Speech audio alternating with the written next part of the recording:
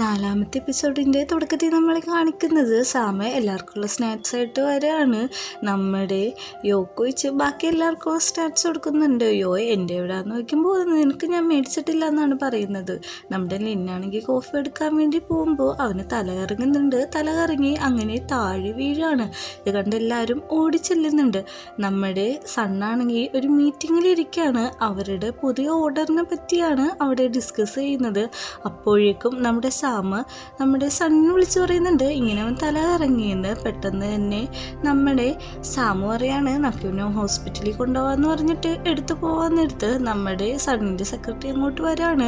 എന്നിട്ട് പറയുന്നുണ്ട് ഇത് ഞാൻ ടേക്ക് കെയർ ചെയ്തോളാന്ന് പറഞ്ഞ് അവനെ എടുത്തുകൊണ്ട് പോവാണ്. അപ്പോൾ നമ്മുടെ പ്രിമ്മ് ഒപ്പാന്ന് പറയാണ്.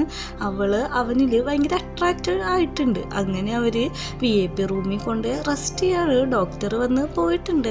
അപ്പോൾ നമ്മുടെ പിമ്മും യോയും ചോദിക്കുന്നുണ്ട് ഇത് നമ്മുടെ ഹോസ്പിറ്റലാണോ എന്ന് ചോദിക്കുമ്പോൾ അല്ല ഇത് പ്രസിഡന്റിന്റെ റൂമാണെന്ന് പറയുന്നുണ്ട്. ഇങ്ങനെ നമ്മുടെ ചാൻ പറയുന്നുണ്ട് ഓക്കെ നിങ്ങൾ ടേക്ക് കെയർ ചെയ്യാനായിട്ട്. അപ്പോൾ നമ്മുടെ പ്രിമിന് ഭയങ്കര ഇഷ്ടപ്പെടാണ്. നമ്മുടെ പ്രസിഡന്റ് എന്തൊരു ക്യൂട്ടാണ്, എല്ലാ കാര്യത്തിലും പെർഫെക്റ്റ് ആണെന്ന് പറയുന്നുണ്ട്. ചാൻ അവിടെ നിന്ന് പോവുകയാണ്. അങ്ങനെ നമ്മുടെ യോയും സാമും ലിന്നും മാത്രം അവിടെ ആവും. അപ്പോഴേക്കും നമ്മുടെ സാമും അവിടെ നിന്ന് പോവുകയാണ്. കുറച്ച് വർക്ക് ഉണ്ടെന്ന് പറഞ്ഞിട്ട് നമ്മുടെ ലിന്നിന്റെ ഫോട്ടോ എടുത്തിട്ടാണ് അവിടെ നിന്ന് പോകുന്നത്. കുറച്ചു നേരം കഴിഞ്ഞ് ലിന്നിന് ബോധം വരുമ്പോൾ നമ്മുടെ യോയും പ്രിമൊക്കെ അവിടെ കിടന്ന് ഉറങ്ങാണ്. അവരെ വിളിക്കുന്നുണ്ട്. അപ്പം തന്നെ അവർ ചാടി കഴിഞ്ഞിട്ട് വന്നിട്ട് ചോദിക്കുന്നുണ്ട് നീ ഓക്കെ ആണോ, ഇപ്പൊ കൂളാണോ എന്നൊക്കെ ചോദിക്കുന്നുണ്ട്. നമ്മുടെ ലിൻ ചോദിക്കുന്നുണ്ട് ഇത് ഹോസ്പിറ്റലാണോ എന്ന് ചോദിക്കുമ്പോൾ അല്ല ഇത് പ്രസിഡന്റിന്റെ റൂമാണെന്ന് പറയുന്നുണ്ട്. എന്നിട്ട് പറയുന്നുണ്ട് ദേ ഇവിടെ നോക്ക് എനിക്ക് ഇഷ്ടപ്പെട്ട റെഡ് തുളിപ്സ് ഒക്കെ വെച്ചിട്ടുണ്ട് എന്ന് പറഞ്ഞ് അത് അവന് എടുത്തു കൊടുക്കും. അവൻ ചോദിക്കുന്നുണ്ട് നിങ്ങൾ വർക്കിന് പോകുന്നില്ലെന്ന് ചോദിക്കുമ്പോൾ സമയം കുറേ ഞങ്ങൾക്ക് വർക്ക് ചെയ്യണം, അതുകൊണ്ട് ഞങ്ങൾ പോയിട്ട് ഈവനിങ് വരാമെന്ന് പറഞ്ഞ് അവനെ ആശ്വസിപ്പിച്ചിട്ട് പോവാണ്. അവനാണെങ്കിൽ ആ തുളിപ്സ് നോക്കിയിട്ട് സന്തോഷത്തോടെ അവിടെ ഇരിക്കുകയാണ്. അങ്ങനെ സ്റ്റാൻ അങ്ങോട്ട് നമ്മുടെ ലിന്ന് ഓക്കെ ആയോ എന്ന് നോക്കാൻ വേണ്ടിയിട്ട് വരുന്നുണ്ട്.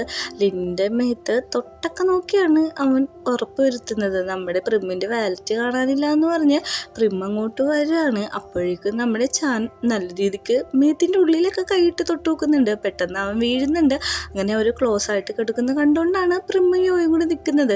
നമ്മുടെ ലിന്ന് സ്നേഹിച്ച ആളെ കണ്ടുപിടിച്ചു എന്നാണ് അവർ പറയുന്നത്. അങ്ങോട്ട് നമ്മുടെ ബോസ് വരുന്നുണ്ട്.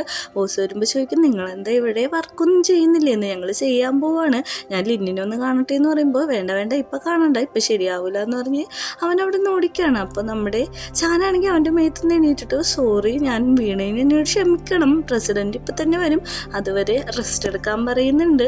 ഓക്കെ എന്ന് പറഞ്ഞിട്ട് നമ്മുടെ ലിന്ന അവിടെ നിൽക്കുകയാണ്. അപ്പം തന്നെ നമ്മുടെ സൺ അങ്ങോട്ട് വരുന്നുണ്ട്. സൺ വന്നതും ചാൻ അവിടെ നിന്ന് പോവുകയാണ്. സൺ വന്നിട്ട് ചോദിക്കുന്നുണ്ട് നിനക്ക് എന്ത് പറ്റി, നീ ഓവർലോഡ് വർക്ക് ചെയ്തിട്ടാണ് നിനക്കിങ്ങനെ വയ്യാണ്ട് വന്നത്, അതുകൊണ്ട് തന്നെ നീ ഈ പ്രൊജക്റ്റിൽ നിന്ന് മാറി നിൽക്കണമെന്നാണ് പറയുന്നത്. എനിക്കങ്ങനെ മാറി നിൽക്കേണ്ട ആവശ്യമില്ല, കാരണം എനിക്കത് ഇഷ്ടപ്പെട്ട ഒരു ജോലിയാണ്, എന്നെ അങ്ങനെ മാറ്റി നിർത്തരുത് എന്നാണ് നമ്മുടെ ലിൻ പറയുന്നത്. ലിന്നിൻ്റെ വാശിപ്പുറത്ത് നമ്മുടെ സണ്ണത് സമ്മതിച്ചു കൊടുക്കുകയാണ്. അങ്ങനെ അവർ രണ്ടുപേരും കൂടെ അവിടെ വർത്താനം പറഞ്ഞിരിക്കുമ്പോൾ നമ്മുടെ സണ്ണ് പറയുന്നുണ്ട് പെട്ടെന്ന് റെസ്റ്റ് എടുത്താൽ ഞാൻ നിന്നെ എൻ്റെ വീട്ടിൽ കൊണ്ടുപോകാമെന്ന്. അത് കേൾക്കുന്നതും നമ്മുടെ ലിന്നെ കിടന്ന് റെസ്റ്റ് എടുക്കുകയാണ്. ഞാൻ നല്ല കുട്ടിയായിട്ട് ഇവിടെ കിടന്നോളാന്നാണ് ലിന്നു പറയുന്നത്. പിറ്റേ ദിവസം മോർണിംഗിൽ തന്നെ സണ്ണ് നമ്മുടെ ലിന്നിനെയും കൊണ്ട് അവൻ്റെ വീട്ടിലേക്ക് പോവുകയാണ്. അപ്പോൾ നമ്മുടെ സണ്ണ് ഭയങ്കര സ്പീഡിലാണ് വണ്ടി ഓടിക്കുന്നത്. അത് കണ്ടിട്ട് ലിന്നു പറയുന്നുണ്ട് പയ്യെ വണ്ടി ഓടിക്കുക, സേഫ്റ്റി പയ്യെ വണ്ടി ഓടിക്കുന്നതാണെന്ന് പറയുന്നുണ്ട്.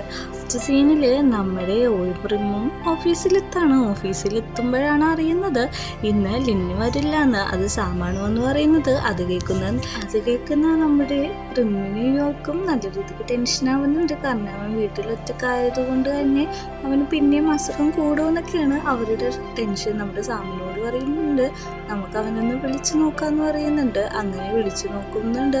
അപ്പോഴേക്കും നമ്മുടെ യോ പറയാണ് പോയി നോക്കാന്ന്. അപ്പോൾ സാമു പറയുന്നുണ്ട് വേണ്ട പോകേണ്ട ആവശ്യമൊന്നുമില്ല, അവൻ റെസ്റ്റ് എടുത്ത് കിടക്കല്ലേ എന്ന് പറയുന്നുണ്ട്. പക്ഷെ ഇവർക്കൊരു മനസ്സമാധാനം ഇല്ലടേ. നമ്മുടെ മാഡത്തിൻ്റെ അടുത്ത് എന്നിട്ട് പറയാണ് ലിന്നിനെ വിളിച്ചിട്ട് കോൾ എടുക്കുന്നില്ല, അവൻ ഇന്നലെ ഇങ്ങനെ തല ഇറങ്ങി വീണല്ലോ, അത് മാത്രമല്ല എൻ്റെ വീട്ടിൽ അവൻ ഒറ്റക്കാണ് താമസിക്കണത്, അതുകൊണ്ട് ഞങ്ങൾക്ക് ഇന്ന് അങ്ങോട്ട് പോകണമെന്നാണ് പറയുന്നത്.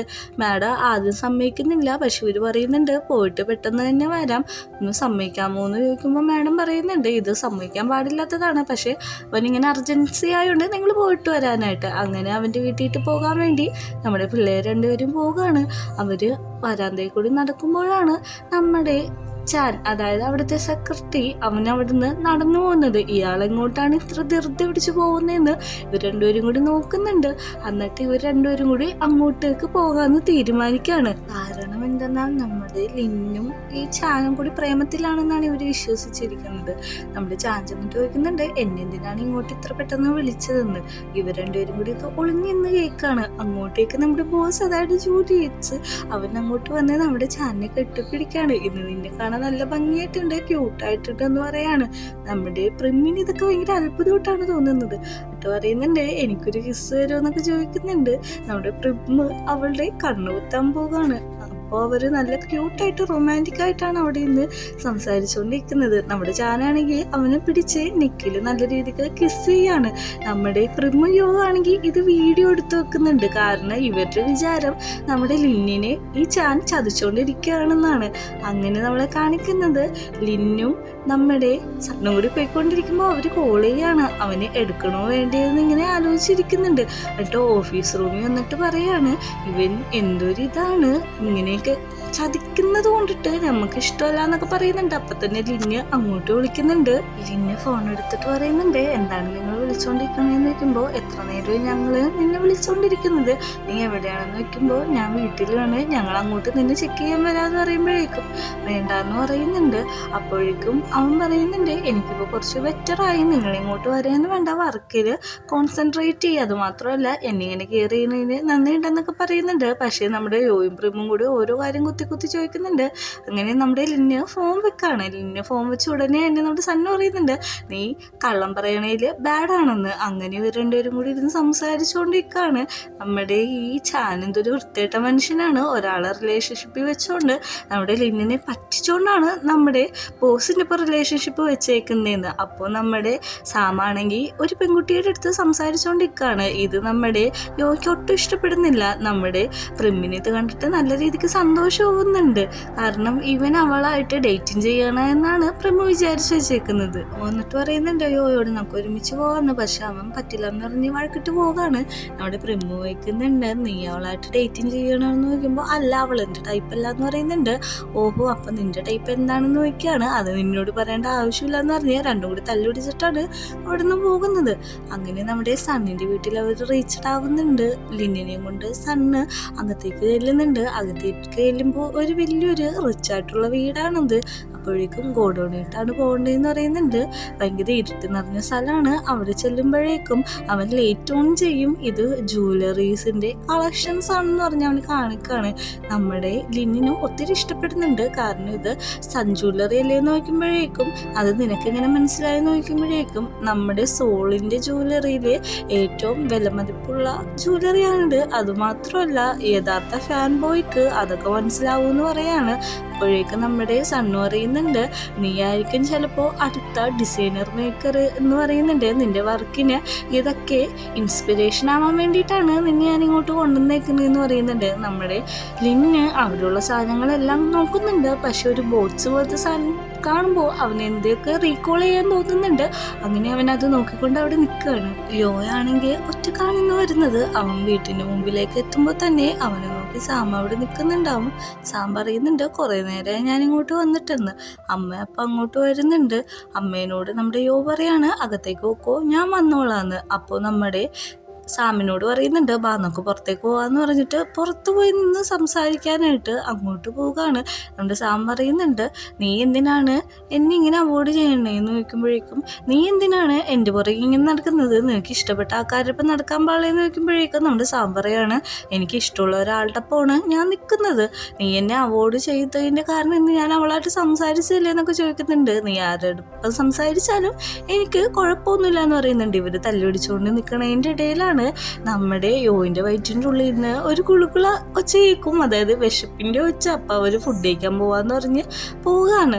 നമ്മുടെ സണ്ണാണെങ്കിൽ കുളിച്ചിട്ട് വരികയാണ്. ലിന്ന അവിടെ സണ്ണിൻ്റെ ഷർട്ടൊക്കെ ഇട്ടിട്ടാണ് ഇരിക്കുന്നത്. അപ്പോൾ സണ്ണ് ചോദിക്കുന്നുണ്ട് എങ്ങനെയുണ്ട് ഷർട്ടെന്ന് ചോദിക്കുമ്പോൾ കുഴപ്പമില്ല, ഇത്തിരി ലൂസാണ്, വേറെ കുഴപ്പമൊന്നുമില്ല, കംഫർട്ടബിൾ ആണെന്ന് പറയുന്നുണ്ട്. അങ്ങനെ അവർ അവിടെ ഇരുന്ന് സംസാരിക്കുകയാണ്. അപ്പം നമ്മുടെ സണ്ണിനോട് ഡ്രസ്സ് ഇടുന്നില്ലേ എന്ന് ചോദിക്കുമ്പോൾ അതിൻ്റെയൊക്കെ ആവശ്യമുണ്ടോ എന്നാണ് സണ്ണ് തിരിച്ചു ചോദിക്കുന്നത്. അങ്ങനെ അവരവിടെ ഇരിക്കുമ്പോൾ സണ്ണോയ്ക്കാണ് ഞാൻ നിന്നെ ഒന്ന് കിസ് ചെയ്തോട്ടെ എന്ന്. അങ്ങനെ അതിന് നമ്മുടെ ലിന്നും സമ്മതിക്കുന്നുണ്ട്. അവരവിടെ നിന്ന് കിസ് ചെയ്യാണ്. അപ്പോൾ പറയുന്നുണ്ട് ഈ കിസ് നിനക്ക് ഇഷ്ടമായെന്ന് ചോദിക്കുമ്പോഴേക്കും എനിക്കറിയില്ല, കാരണം ഞാൻ ആദ്യമായിട്ടാണ് ഒരാളെ കിസ് ചെയ്തേക്കണെന്നാണ് ലിന്നു പറയുന്നത്. അവരവിടെ ഇരിക്കുന്നുണ്ട്. അപ്പം നമ്മുടെ സണ്ണ് പറയുന്നുണ്ട് ഞാൻ നിന്നെ ഹഗ് ചെയ്തിരുന്നോട്ടെ എന്ന് വെച്ചിട്ട് അവിടെ ഹഗ് ചെയ്തിരിക്കുകയാണ്. അങ്ങനെ രാത്രി എത്തുന്നുണ്ട്. രണ്ടുപേരും കിടന്നുറങ്ങുമ്പോൾ നമ്മുടെ ലിന്നെപ്പോഴും കാണാറുള്ള സ്വപ്നം കാണുകയാണ്. ഒരാൾ വെള്ളത്തിട്ട് ഇറങ്ങി വന്നിട്ട് ജാസ്മിൻ ഫ്ലവർ ഒഴുക്കി വിടാണ്. ആ റൂമിലൊരു ജാസ്മിൻ ഫ്ലവർ അവിടെ ഇരിക്കുന്നത് നമ്മളെ കാണിക്കുന്നുണ്ട്. പെട്ടെന്ന് തന്നെ അവൻ സ്വപ്നത്തിൽ നിന്ന് ഞെട്ടി എണീക്കുന്നുണ്ട്. സണ്ണ് ചോദിക്കുന്നുണ്ട് എല്ലാം ഓക്കെ അല്ലേ, എന്തിനാണ് നീ ഇങ്ങനെ ഞെട്ടി എണീക്കുന്നതെന്ന് ചോദിക്കുമ്പോൾ ഞാൻ കാണാറുള്ള സ്വപ്നം കണ്ടു, അത് മാത്രമല്ല ഇവിടെ വിയേർഡായിട്ടുള്ള ഫ്ലവർ ഉണ്ടോ, അതായത് എൻ്റെ സ്വപ്നത്തിൽ കാണുന്ന ഫ്ലവർ ഉണ്ടോ എന്നൊക്കെ ചോദിക്കുകയാണ്. പറയുന്നുണ്ട് നീ തൽക്കാലം കുറച്ച് വെള്ളം കുടിക്ക്, കിടന്നുറങ്ങിക്കഴിഞ്ഞ് എല്ലാം ഓക്കെ ആവും, ഇത് നിന്നിട്ട് തോന്നലാണെന്നൊക്കെ പറഞ്ഞ് നമ്മുടെ ലിന്നിനൊക്കെ എടുത്ത് ഉറക്കുന്നുണ്ട്. ആ റൂമിൽ അപ്പോഴും ആ ജാസ്മിൻ ഇരിക്കുന്നത് കാണിക്കുന്നുണ്ട്. പിറ്റേ ദിവസം രാവിലെ നമ്മുടെ ലിന്നിനെ കൊണ്ടാക്കുന്നുണ്ട്. ലിന്നു പറയുന്നുണ്ട് ഇവിടെ മതി മതി എന്ന് പറഞ്ഞിട്ട് ഒരു കിസ് കൊടുക്കുകയാണ്. പറയുന്നുണ്ട് ഞാൻ ഓൾറെഡി നിന്നെ ഇപ്പം മിസ് ചെയ്ത് തുടങ്ങി, വർക്ക് ചെയ്ത് കഴിഞ്ഞിട്ട് പെട്ടെന്ന് വന്നു എന്ന് പറഞ്ഞ് ഒന്ന് ഹഗ് ചെയ്യണം. അപ്പോൾ നമ്മുടെ സണ്ണിൻ്റെ പ്രൈവറ്റ് പാർട്ടിയിൽ നമ്മുടെ ലിന്ന് കയറി പിടിച്ചിട്ട്, അതായത് പിടിക്കുക അവൻ്റെ ഫോൺ നോക്കാണ്, താഴ്ത്തുന്ന ഫോൺ തപ്പിയെടുക്കുന്നുണ്ട്. അപ്പോൾ പറയുന്നുണ്ട് എൻ്റെ ഫോൺ കിട്ടിയെന്ന്. അപ്പം നമ്മുടെ സണ്ണ് പറയാണ് ഒരു കാര്യം ചെയ്ത് എൻ്റെ വേറെ എന്തെങ്കിലും തിങ്സ് താഴ്ത്തുണ്ടോ എന്ന് നീ തപ്പി നോക്കാൻ പറയുന്നുണ്ട്.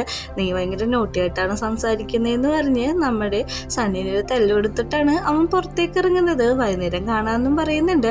അങ്ങനെ നമ്മുടെ ലിന്ന് ഓഫീസ് റൂമിലെത്തി അവിടെ ഇരിക്കുകയാണ്. അപ്പോഴേക്കും നമ്മുടെ യോയും പ്രമും കൂടി വരുന്നുണ്ട്. അവർ രണ്ട് സൈഡിൽ ഇരുന്നിട്ട് പറയാണ് നിൻ്റെ റിലേഷൻഷിപ്പ് നിർത്തിക്കോ, ഞങ്ങൾക്ക് ആരാളെന്ന് മനസ്സിലായി, അവൻ ശരിയല്ല എന്ന് പറയാണ്. അപ്പം നമ്മുടെ ലിന്നു പറയുന്നുണ്ട് എന്തോ പറ്റി ശരിയല്ല എന്ന് പറയുന്നത്, അതെന്താ കാരണമെന്ന് ചോദിക്കുന്നുണ്ട്. നീ ആരെയാണ് ഇഷ്ടപ്പെടുന്നതെന്ന് നമ്മുടെ യോ ചോദിക്കുമ്പോൾ അത് പിന്നെ ഞാൻ ഇഷ്ടപ്പെടുന്നത് പീസ് ആണെന്നിങ്ങനെ പറയാൻ വരുമ്പോൾ തന്നെ നമ്മുടെ യോ ആ വീഡിയോ കാണിച്ചു കൊടുക്കും. എന്നിട്ട് പറയുന്നുണ്ട് ചാന്ദേ വേറൊരു റിലേഷൻഷിപ്പിലുണ്ട്, നിന്നെ പറ്റിക്കുകയാണെന്നാണ് പറയുന്നത്. ഈ വീഡിയോ കണ്ട ഉടനെ നമ്മുടെ ലിന്നു പറയും നിങ്ങൾ തെറ്റിദ്ധരിച്ചേക്കാണ്, ഞാൻ ചാനലൊന്നുമല്ല സ്നേഹിക്കുന്നതെന്ന് പറയുന്നുണ്ട്. അത് നമ്മുടെ പ്രിമ പറയുന്നുണ്ട് പിന്നെ ചാനലല്ലാതെ നീ ആരെ പ്രേമിക്കുന്നതെന്ന് ചോദിക്കുമ്പോൾ അതെനിക്ക് പറയാൻ പറ്റില്ലെന്നാണ് നമ്മുടെ ലിന്ന് പറയുന്നത്. അങ്ങനെ മീറ്റിംഗ് എടുക്കുന്ന സ്ഥലത്തേക്ക് എല്ലാവരും എത്തുന്നുണ്ട്. വർക്കേഴ്സ് എല്ലാവരും വരുമ്പോഴേക്കും നമ്മുടെ സാമ മെസ്സേജ് അയക്കാണ് എന്തെടുക്കാന്നൊക്കെ ആരോട് ചോദിക്കുന്നുണ്ട്. അപ്പോഴേക്കും നമ്മുടെ ബോസ് വന്നിട്ട് വർക്ക് ചെയ്യാൻ പറയാണ്. അപ്പോൾ നമ്മുടെ പ്രിമില്ലേ മാഡത്തിന് ഒരു അർജന്റ് വർക്ക് വരുന്നുണ്ട്. അപ്പോഴേക്കും അങ്ങോട്ട് നമ്മുടെ ലിന്നി എന്നിട്ട് പറയാണ് വർക്ക് ഉണ്ടോ ഞാൻ ഹെൽപ്പ് ചെയ്യാന്ന് പറയുമ്പോൾ എനിക്ക് കുറച്ച് നോട്ടിഫിക്കേഷൻസും കാര്യങ്ങളും പിന്നെ കുറച്ച് നോട്ട്സും പോയി മേടിക്കാനുണ്ടെന്ന് പറയുമ്പോൾ ഞാൻ പോയി മേടിച്ചോളാന്ന് പറഞ്ഞിട്ട് അവിടെ നിന്ന് പോവാണ്. ഇവരോട് പറഞ്ഞിട്ടാണ് അവൻ പോകുന്നത്.